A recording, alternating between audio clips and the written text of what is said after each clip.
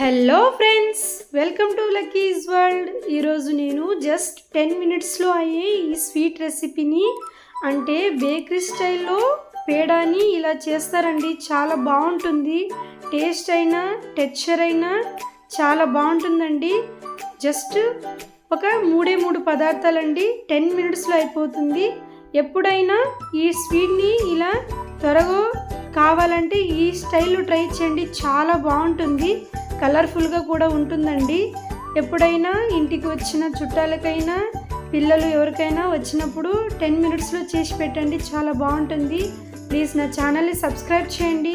ప్రాసెస్లోకి వెళ్ళిపోదాం. ముందుగా స్టవ్ ఆన్ చేసుకొని ప్యాన్ పెట్టుకొని అందులో 1 కప్పు మైదా పిండిని ఇలా లో ఫ్లేమ్లో 3-4 మినిట్స్ వరకు బాగా ఫ్రై చేసుకోవాలండి.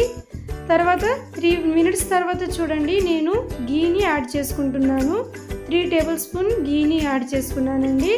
ఇలా సరిపోకపోకుంటే మరి కాస్త గీని 1 టేబుల్ స్పూన్ 2 టేబుల్ స్పూన్ ఇలా పిండి ముద్దలా అయ్యేలాగా మనము లో ఫ్లేమ్లోనే మనం బాగా దీన్ని ఫ్రై చేసుకోవాలండి.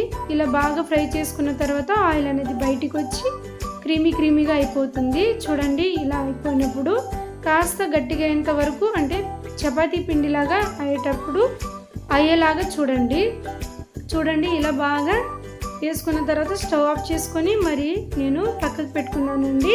కాస్త వేడిగా ఉన్నప్పుడే షుగర్ని ఇలా యాడ్ చేసుకుంటున్నాను. షుగర్ని పొడి చేసుకున్నానండి.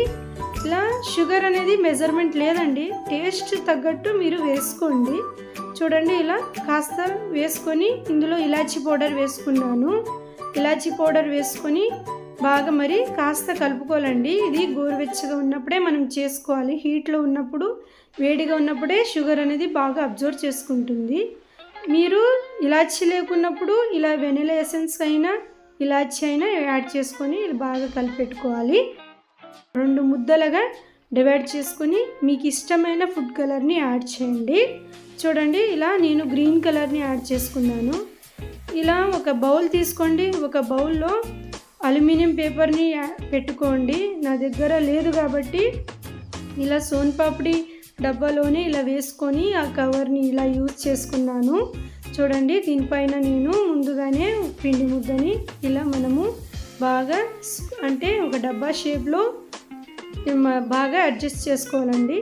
నైస్గా చేసుకోవాలి. చూడండి, ఇలా గ్రీన్ కలర్ ఈ పిండి ముద్దను కూడా మనం బాగా స్ప్రెడ్ చేసుకోవాలండి. మీకు కాస్త హార్డ్గా అనిపిస్తే పాలను గోరువెచ్చగా ఉన్న పాలనైనా లేకపోతే నెయ్యితో మరి కాస్త వేసుకొని ఇలా బాగా పిండి ముద్దలాగా చేసుకొని అడ్జస్ట్ చేసుకోండి. చూడండి, చాలా ఈజీగా అండ్ టేస్టీగా ఉండే ఈ స్వీట్ రెసిపీ 10 మినిట్స్లో అయిపోతుందండి. మీరే ఆశ్చర్యపోతారు, అంత బాగుంటుంది.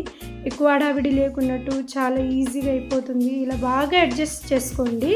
ఇలా అడ్జస్ట్ చేసుకున్న తర్వాత చూడండి, ఆడాడ క్రాక్స్ అది ఏమి రాకున్నట్టు ఇలా బాగా అడ్జస్ట్ చేసుకోండి. చాలా చక్కగా వచ్చింది. చూడండి, ఈ విధంగా వచ్చిన తర్వాత డ్రై ఫ్రూట్స్ అండి, బాదం పలుకులైనా పిస్తా గోడెంబి అయినా మీకు ఇష్టమైనవి ఇలా పైన వేసుకొని కాస్త ఒత్తుకోవాలండి. లైట్గా ఇలా ప్రెస్ చేస్తూ ఒక 10 మినిట్స్ లేకపోతే 1 అవర్ డీప్ ఫ్రీజర్లో పెట్టిన తర్వాత ఇలా మనం కట్ చేసుకోవాలి. బయటికి తీసి ఇలా నేను కట్ చేసుకున్నానండి. మీకు నచ్చిన షేప్లో కట్ చేసుకోండి. నేను పేడా షేప్ అనేది బాక్స్గా వస్తుంది కాబట్టి నేను ఇలా కట్ చేసుకుంటున్నాను.